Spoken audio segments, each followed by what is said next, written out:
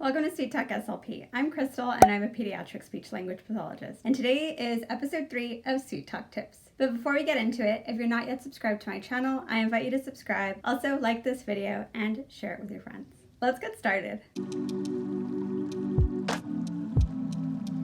Before we get started, I do want to apologize. My neighbors have decided to do some yard work.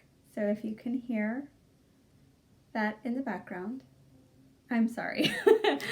I'm going to try not to stress out about it, and I hope that you won't stress out about it also. So today's Sweet Talk Tips is using ASL or gestures with your child for communication. I'm going to show you my favorites, my top 10 favorite baby signs to use in speech therapy.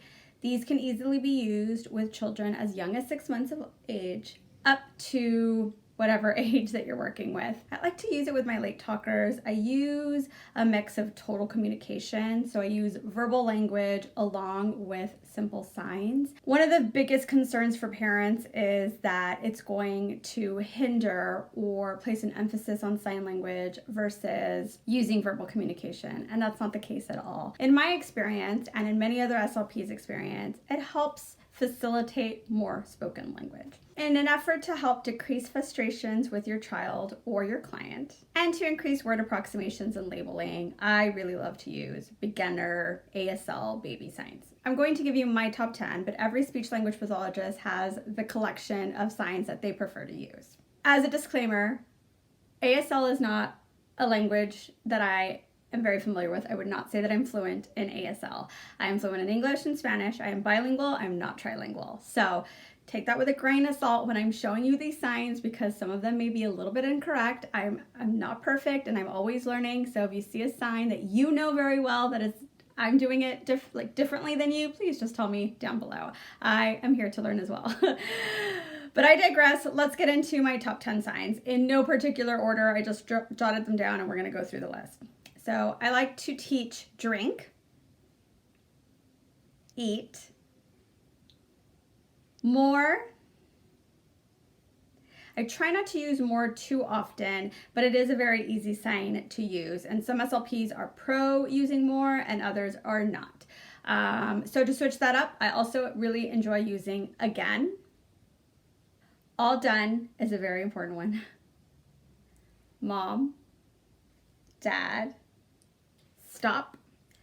I do help, but I've seen others raise it up. So if you use one over the other, every time I've seen it, either this way or this way, I've always seen it as help. So help and open. And there's a couple for open. Open as in open a book, or open as in open a door, or open something is what I've seen used before. I like to have a variety of verbs in there: eat, drink, open. A lot of times kids need help to open items while they're playing.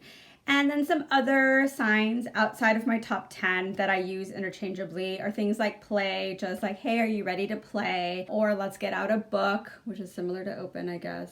I use this one for open. Let's play with a ball. I like using bubbles. That's the sign I was taught, but I've seen it in other ways. So trying to use things in their play environment as well. But definitely those top 10 are the ones that I tend to teach parents and I tend to use with my late talkers to increase their vocabulary. As a speech language pathologist, I accept all forms of communication. So if a child decides to use this for more, I'm going to count it.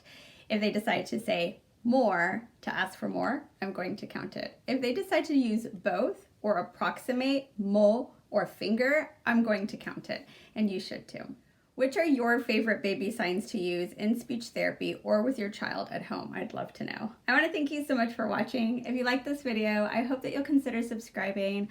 Also, like this video, share it with your friends, ring that notification bell. You'll be notified of my weekly uploads. Thanks again for watching. We'll see you on the next one.